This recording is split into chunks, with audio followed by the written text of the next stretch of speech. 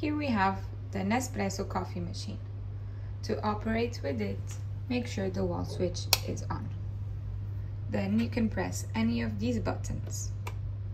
They will start flashing green. Once they stop flashing, the machine is ready to use.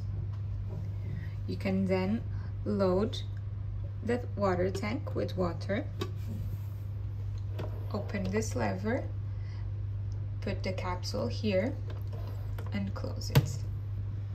Then you can place the coffee mug here and select this button here if you want a short Nespresso coffee, or here for a longer coffee like Americano.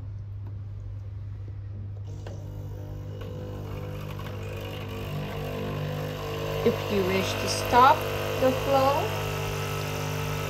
press it again, wait for a few seconds, and then you can open the lever so the capsule will go down.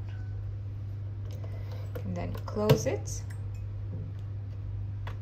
and you should be able to remove this one to unload the old capsules from here and the water from the bottom.